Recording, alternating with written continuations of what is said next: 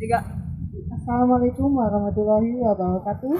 Bapak, Ibu, dan teman-teman sekalian, ketemu lagi kita dengan tim promosi kesehatan RSUD Kota Prabu Muli. Sebelumnya kami informasikan kalau saat ini kita sedang berada di stand pameran RSUD Kota Prabu Muli. Dan seperti yang saya janjikan sebelumnya, bahwa hari ini ada jadwal dokter kita yang ganteng nih, Dr. David Haryadi SPOT, di mana dia akan memberikan informasi-informasi kesehatan yang berhubungan dengan tulang sesuai dengan tema kita, patah tulang tidak sesakit dengan patah hati. Jadi jangan kemana-mana, tetap Facebook kita RSUD Rumah Sakit Umum Prabu Muli. Tapi sebelumnya kita informasikan biodata dokter kita yang ganteng ini. Nama Dr. David Haryadi, spesialis ortopedi, tanggal lahir Palembang 23 Agustus 1979, pendidikan terakhir S2 spesialis ortopedi dan traumatologi. Benar Pak? Benar. Benar. Hobinya nih, ini hobi unik. Hobinya olahraga dan traveling. Kira-kira olahraga apa sih Pak yang paling disenengin?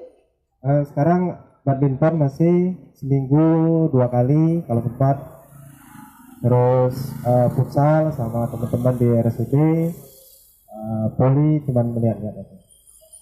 Tuh teman-teman, sudah dengar kan? Kita dengar tentang hobinya saja sudah membuat kita penasaran apa bahasan kita kali ini.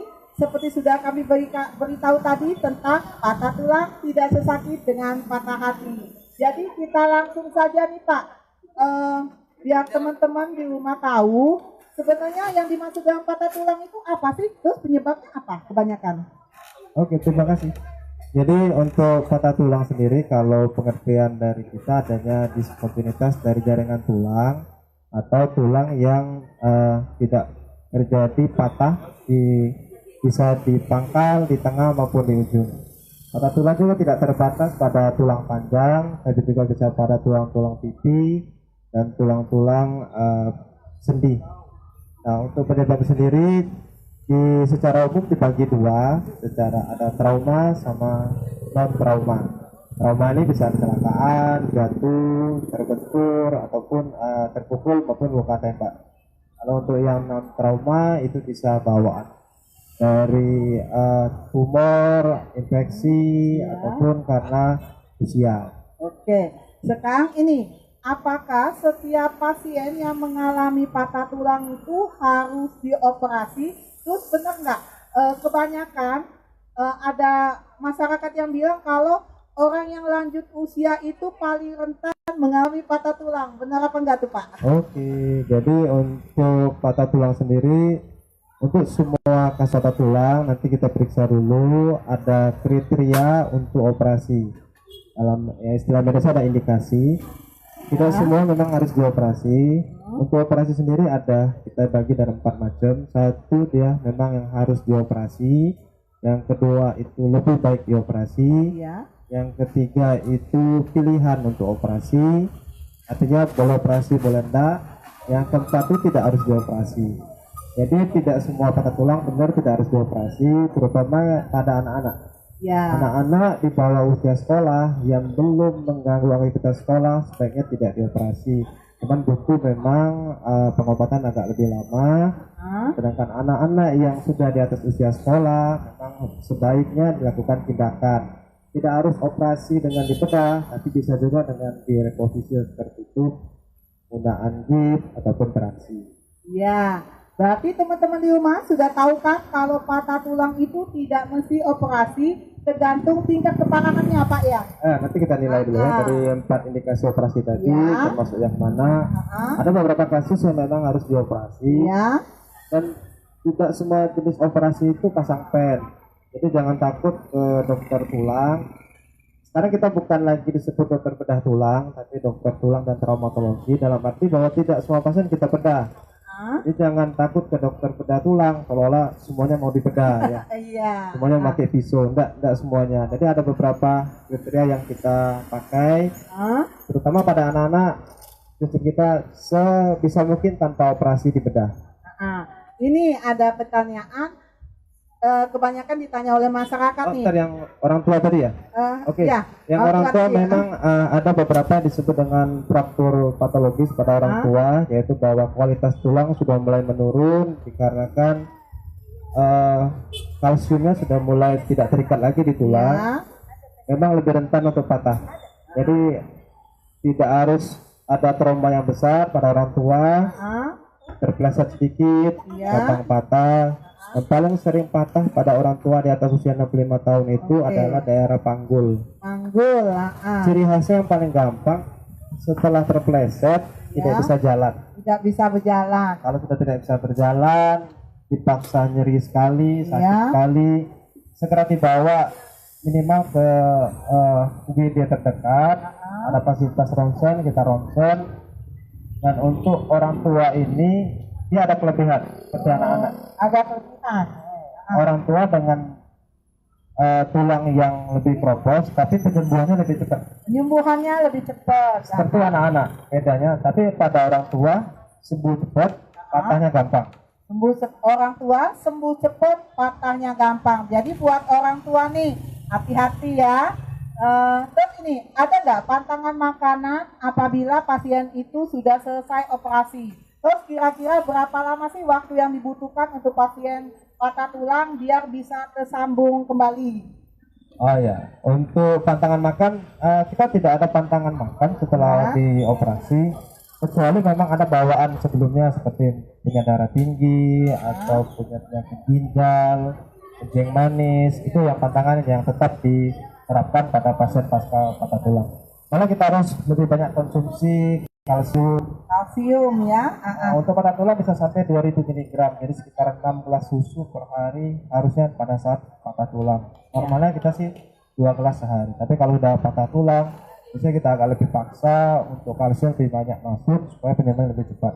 Nah, untuk yang proses penyembuhan ini kita ada beberapa teori vertebral time namanya. Jadi penyembuhan tulang yang paling gampang kita ambil patokan di tulang paha femur dewasa, kita ambil 3 bulan secara umum. Jadi penyembuhannya harusnya 3 bulan. Pasien dengan patah tulang paha harusnya sudah bisa jalan. Tulang paha, tulang betis.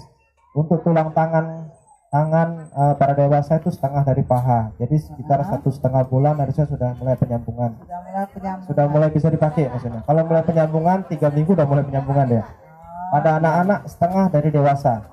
Kalau patah paha dewasa itu sekitar kita harapkan 3 bulan, pada anak-anak 1,5 bulan harusnya sudah bisa mulai jalan. Sudah mulai bisa jalan. Ya, semakin cepat, semakin mudah, semakin cepat. Semakin cepat dibawa ke rumah sakit, semakin mudah ya. Biar cepat diketahui. Pada bayi beberapa kasus patah tulang bahu itu kurang lebih 1-2 minggu udah sembuh. Jadi terutama saya pada ibu-ibu bidan, atau dokter kebidanan, semisal terjadi patah tulang bahu pada bayi, ya beri penjelasan pada kedua orang tua bahwa prosesnya akan cepat sembuh. Ini tidak perlu terlalu khawatir. Tidak perlu khawatir ya. Yang penting tidak kena sarafnya. Kalau kena sarafnya agak lain cerita. Terus ini Pak, ada pertanyaan. Kira-kira untuk yang patah tulang itu pada orang gemuk dan kurus itu mana prosesnya lebih cepat itu? Ini kalau untuk patah tulang, kalau untuk orang gemuk yang kesulitan itu pada saat kita lakukan tindakan operasi. Tindakan operasi ya. Karena satu, untuk sampai ke tulang kita butuh waktu lebih lama untuk sampai ke tulang. Yang kedua, pendarahannya lebih banyak. Yang ketiga, penyembuhannya agak lebih susah karena ada faktor lemak yang menutupi di bawah kulit untuk penyambungan kulitnya. Kalau untuk faktor penyembuhan tulang sendiri itu hampir sama. Hampir sama ya. Cuman bedanya ada beberapa kasus orang Indonesia ini rangkanya itu kecil. Jadi badannya gemuk bukan karena tulang yang besar. Oh, rangkanya kecil. Rangkanya kecil. Jadi ada beberapa ada beberapa memang ya tulangnya memang bawaannya udah besar. Jadi walaupun dia gemuk, tulangnya besar, biasanya kualitasnya lebih bagus. Tinggal dilatih, nanti kualitasnya akan bagus konsumsi. Tapi pada orang gemuk yang kita lihat profilnya memang tulangnya kecil. Tulangnya kecil, iya. Waktu kita operasi kadang-kadang tidak sesuai antara besarnya paha yang dilihat sama Iya. tulang yang di dalam. Oh, itu mungkin karena tumpukan lemak kan Pak ya? Iya, jadi Iya. jadi kenapa pada orang-orang gemuk katanya Oh. lebih gampang patah. Iya. Sebenarnya memang profil tulangnya kecil. Oh. Tapi Dikasih memang beban. benar Pak, orang gemuk itu memang lebih mudah patah gitu. Satu karena faktor keseimbangannya lebih jelek. Yang iya, kedua iya, kualitas iya. tulangnya karena memang kecil dibebani dengan badan yang lebih besar. Pasti Oh, kurang lebih- seimbang ya Pak ya? Ya, lebih gampang untuk terjadi patah. Ya, jadi buat teman-teman nih, tapi bukan berarti yang gemuk itu nggak sehat, tapi lebih baik kita seimbangkan biar nanti ada keseimbangan, jadi nggak mudah patah. Terus ini nih Pak ya, Yang gemuk jangan tersinggung. iya yang gemuk jangan singgung nih. Nggak apa-apa gemuk, yang penting sehat, jangan lupa selalu periksa kesehatan. Terus ini ada tuh kalau misalnya kebanyakan masyarakat kalau sudah patah tulang langsung ke dukun urut tuh buat dokter urut patah tulang. Terus itu ada nggak efek sampingnya? Ini kalau istilah kita dulu kan kalau cinta ditolak dukun bertindak ya. Kalau tulang patah dukun bertindak tambah parah ya. Iya. Jadi usahakan kalau ada kecurigaan patah tulang. Curiga patah tulang itu paling gampang kalau di kaki setelah jatuh, terpleset atau terbentur tidak bisa jalan. Itu ciri-cirinya Ciri Pak ya? utama itu pasti tidak bisa jalan. Paksaan pun tidak akan bisa. Kalau dia masih retak itu akan nyeri sekali. Kalau dia tidak ada retak, tidak ada patah, ada cuman benturan di otot, biasanya nyerinya akan cepat berkurang. Nah, kalau sudah patah tulang seperti itu, curiga, cepat bawa ke rumah sakit. Langsung ke rumah sakit Pak ya? Sekarang fenomena dukun juga sudah banyak tidak pede karena setelah dikatakan beberapa kasus, oh ini tidak patah, tapi coba tolong di ronsen lah. Dukunnya sendiri tidak pede sekarang. Mereka juga Yakin ya? tidak yakin kalau itu patah apa enggak. Jadi memang sebaiknya kita ronsen. Nanti setelah di ronsen nanti kita nilai apakah ini harus ada tindakan atau dibiarkan saja. Ada beberapa kasus tidak perlu tindak, dibiarkan akan nyambung sendiri. Oh, mungkin tidak terlalu parah Pak ya? Tulang itu nempel antar tulang, dia akan nyambung. Bagaimana bentuknya Bu? Mau miring, mau lurus, mau saling bersisihan, dia akan nyambung. Nah, tugas dari dokter tulang adalah membuat penyambungan ini seanatomi mungkin, kembali senormal mungkin. Normal mungkin. Nah, itu bisa dicapai memang dengan cara kita harus melihat tulangnya. Ya. Jadi tulang terus dilihat, disambung Dari dengan ronsen tadi Pak ya?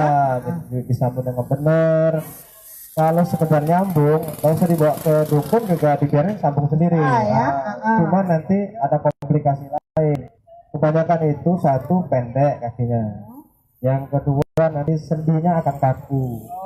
Lutut tidak bisa ditekuk atau yang paling parah itu dukun memaksakan untuk diikat.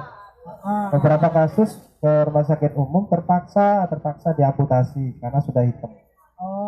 Saya lihat kasusnya ini sebenarnya harusnya bisa ditangani segera, mungkin tanpa operasi bisa pasang chip. Tapi sang dukun kayaknya memaksakan diri untuk. Berarti bahaya ya Pak ya kalau bisa sampai hitam. Aduh, ngeri kadang-kadang lihat hasil perbuatan dukun nih. Tapi kita tetap harus kasihkan yang terbaik ke pasien. Dan fenomena dukun ini juga dari dulu kalau di Jawa disebut sangkal putung. Kalau di kita ada dokter patah tulang. Iya. Saya di Palembang sempat ikut di Patra, pengobatan tradisional. Kita undang beberapa dukun patah tulang, yang datang cuma satu. Mereka sendiri sebenarnya saya juga bingung bahwa kita buka tangan kok untuk kerjasama. Memberikan pelatihan. Iya, kita arahkan yang lebih bagus lah. Seperti dukun beranak dan dokter kebidanan. Itu kan bisa sinkron kan, bisa saling bekerjasama. Kenapa tidak dukun patah tulang kerjasama dengan kita? Ada beberapa kasus yang memang tidak bisa ditangani, jangan dipaksakan ditangani, terutama yang luka terbuka atau pendeknya terlalu jauh. Nanti hasilnya jelek dan bawa ke kita sudah sudah Sudah parah, Pak, susah ya? untuk diperbaiki. Sudah Nanti susah hasil diperbaiki. operasi tidak terlalu bagus, dokter yang disalahin. Sudah dioperasi masih tidak bagus. Padahal sudah punya latar belakang yang Modalnya ini. jelek ya. Jadi untuk supaya lebih bagus, kita ambil jalan tengah lah. Kalau memang ada sesuatu kecurigaan patah, ronsen dulu aja lah. Ronsen dulu, nanti kita lihat. Ya. Kalau memang tidak patah, mungkin tidak perlu tindakan apa-apa, cukup istirahat. Normalnya pada pembengkakan itu 4 hari udah turun, 4 hari sudah turun ya. udah mulai ada hilang bengkaknya. Tapi penanganan awal itu penting. Dan prinsipnya pada cedera jangan sekali-sekali diurut atau dipijit. Apalagi kalau sudah ada patah tulang. Patah tulang itu bukan cuma patah bagian tulangnya, Bu. Ya. Jadi pembuluh darah juga putus di dalam. Terus sumsumnya akan menghasilkan darah yang banyak. Ototnya ada yang robek. Pembuluh darah yang besar bisa kena, saraf pun bisa kena. Kalau sampai penanganan awal tidak baik, Ya. nanti terjadi komplikasi. Yang paling jelek jadi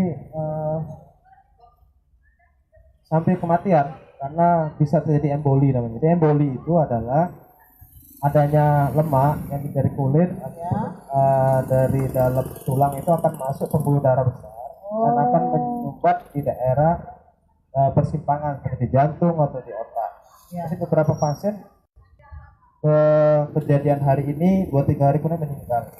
Itu Bahaya berarti Pak sering ya. terjebak karena emboli. Jadi yang kedua yang sering itu kompartemen sindrom namanya. Kompartemen sindrom itu dia terjadi pembendungan di dalam kompartemen dalam tubuh. Misalnya di kaki diikat terlalu kuat, jadi pembuluh darahnya itu terbendung, darah tidak bisa keluar, akhirnya tekanannya meningkat di dalam, menekan pembuluh darah saraf.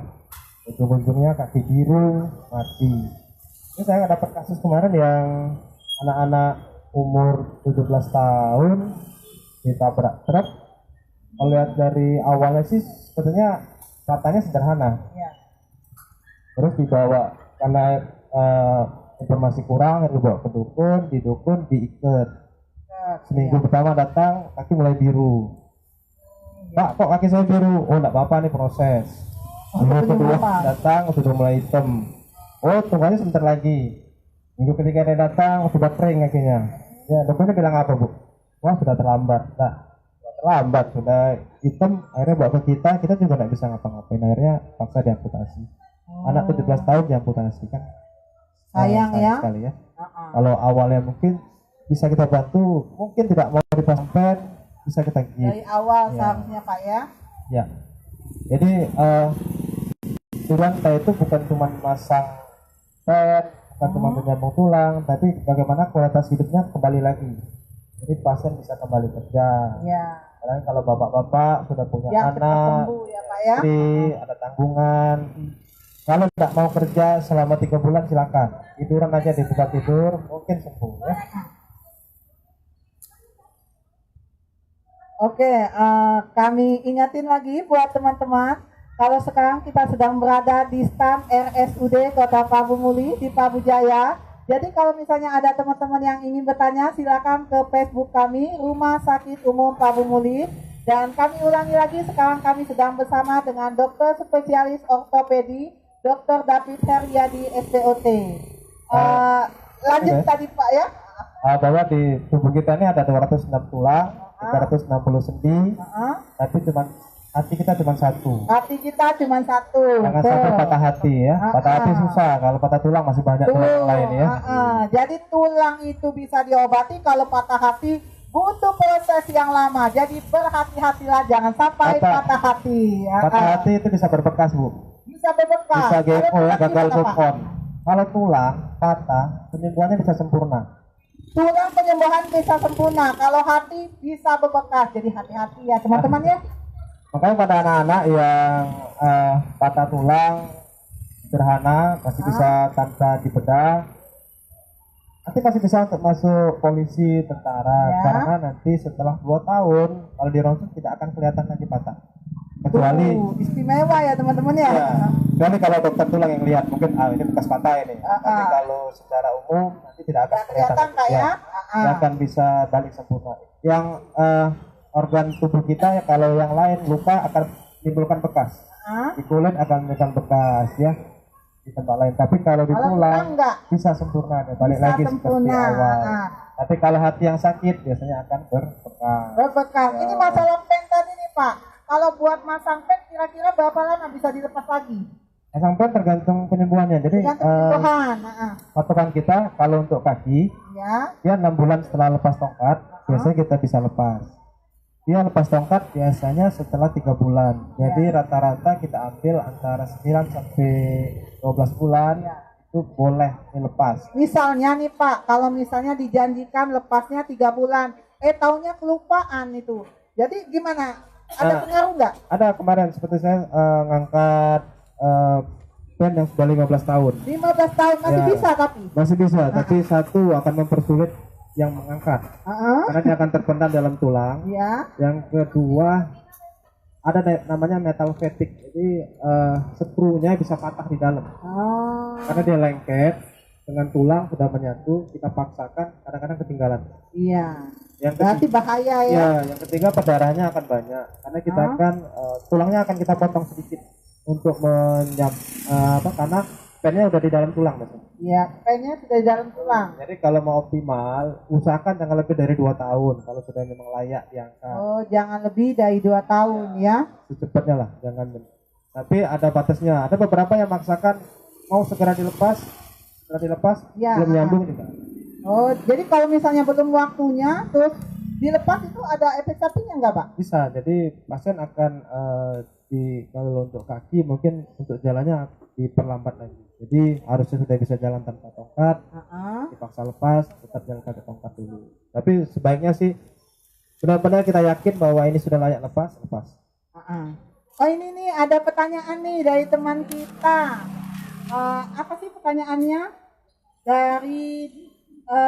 Pertanyaannya, Dok, kalau patah tulang berapa lama harus segera dioperasi? Dari Melia? Oh bukan. Dari Dr. Yus Ukolia. Terima kasih buat Ibu Yus ya atas pertanyaan yang sangat baik sekali. Oke Pak, silakan Pak jawab. Jadi untuk kasus-kasus trauma setelah kita evaluasi di UGD untuk ABC dan kelayakan operasi, memang sifatnya dia ada 2, situ dan urgent. Jadi situ itu dalam hitungan jam harus segera ditangani. Ya. Yang kedua urgent dalam hitungan di bawah 2 hari segera ditangani. Ada beberapa juga yang kita elektifkan, artinya setelah 2 hari nanti kita acarakan di kamar operasi dengan peralatan yang lebih lengkap. Ini ada beberapa kasus yang harus ditangani segera, seperti misalnya luka-luka, kita cuci dulu. Ya. Tapi kalau sudah yakin tidak infeksi, baru ada penanganan selanjutnya. Kalau untuk patah tulang tertutup, kita acarakan pada saat kelengkapan alat sudah tersedia. Jadi tidak harus dipaksakan pada saat itu. Yang kedua, golden period itu ada 6 jam. Jadi kita kejar-kejaran untuk infeksi. Nah, harus cepat. Jadi dalam waktu kurang dari 6 jam, sebaiknya segera dilakukan tindakan supaya tidak terjadi penumpukan kuman di daerah patah tulang. Kuman ini bukan hanya dari luar, bukan hanya dari misalnya kita jatuh masuk ke dalam selokan atau jatuh masuk ke dalam septic tank. Nah, tapi kadang kuman yang dari dalam kulit. Oh ada ya? Kuman di kulit kita sendiri yang kita bawa sehari-hari. Kalau ada luka dia akan numpuk di situ. Oh ya. Nah, kuman yang berkembang biak cepat di daerah luka akan membangkitkan infeksi. Oh iya.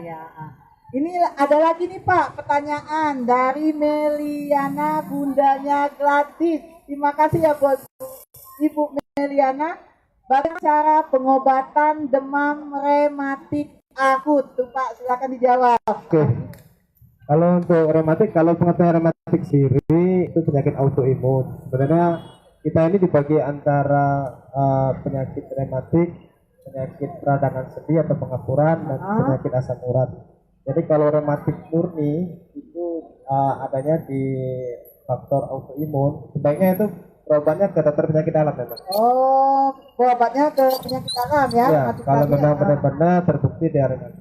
Jadi kalau dia disebut dengan nyeri sendi, ngilu-ngilu sendi, kemungkinan memang bukan rematik, tapi lebih ke arah pengapuran tulang. Jadi pastikan dulu ini membang rematik, rematoid namanya, nah, itu bidangnya penyakit dalam rheumatologi, atau dia osteoartritis atau pengapuran tulang, atau dia penyakit lain disebut dengan gout arthritis.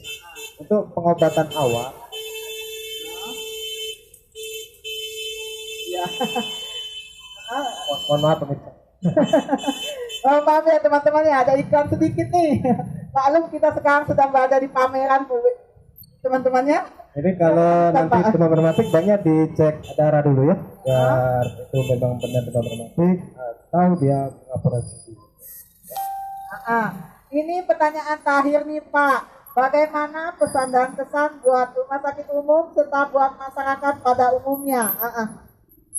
Baik, terima kasih. Sebenarnya saya mulai kerja di Prabumuli ini dari tahun 2007, 2007. Kan masuk rumah sakit kurang lebih sudah 4 tahun jalan. Saya lihat ada perkembangan di rumah sakit umum Prabumuli, terutama yang tahun-tahun terakhir ini kita sudah mulai ada sesuatu yang bisa dibanggakan di rumah sakit. Bahwa kita sudah bisa mulai operasi sudah mulai yang mulai maju Pak ya. Ya, sudah mulai bisa operasi yang agak canggih-canggih sedikit lah. Ya. Yang kemudian apresiasi dari manajemen juga mulai bagus. Apresiasi dari pemerintah juga, harapan kita sih akan lebih baik lagi ya. Baik lagi ya, untuk dokter-dokter, terutama dokter spesialis di Prabumuli. Dan kita juga punya beberapa unggulan, selain ortopedi juga ada rehab medik yang bisa dikembangkan di rumah sakit umum. Jadi harapan saya nanti bahwa masyarakat Prabumuli akan memanfaatkan bahwa sudah ada dokternya di sini. Kalau bisa ya berobatlah di daerah sendiri. Iya, betul itu Pak, berobatlah di daerah sendiri, karena apalagi sih yang kurang dengan rumah sakit umum Kota Prabumuli, kita memiliki dokter spesialis ortopedi. Setelah itu bisa langsung di rehab medik, perawatan. Kita juga ada fasilitas rehab medik. Rehab narkoba juga kita ada. Pokoknya rumah sakit umum Kota Prabumuli siap melayani Anda kapan saja. Nah teman-teman, kita sudah di penghujung acara. Sebagai informasi kami beritahukan bahwa sekarang kita sedang berada di stand RSUD Kota Prabumuli. Hari ini sudah ada dokter ortopedi, dokter David, spesialis ortopedi yang akan memberikan informasi kesehatan kepada Anda. Dan kita juga ada fasilitas kesehatan, pemeriksaan gula darah dan pemeriksaan asam urat. Juga buat teman-teman sekalian yang ingin mendonorkan darahnya, silakan datang ke stand kami. Jadi tunggu apa lagi? Jangan kemana-mana. Selalu sempatkan diri untuk mampir ke stand RSUD Kota Prabumuli. Sebelumnya terima kasih Pak ya sudah memberikan waktu dan kesempatannya. Ilmunya sangat bermanfaat. Semoga kedepannya kita bisa berkonsultasi lagi dengan dokter spesialis kita yang satu ini. Jadi tidak mengecewakan kan? Di penghujung acara nggak apa-apa Bapak, kita ngucapin buat selamat hari ini, selamat hari jadi Kota Prabumuli Pak ya. Kami dari RSUD Kota Prabumuli mengucapkan selamat hari jadi Kota Prabumuli yang ke-17. Semoga Kota Prabumuli makin jaya, maju dan prima. RSUD Kota Prabumuli pasti bisa paripurna. Wassalamualaikum warahmatullahi wabarakatuh. Waalaikumsalam warahmatullahi wabarakatuh.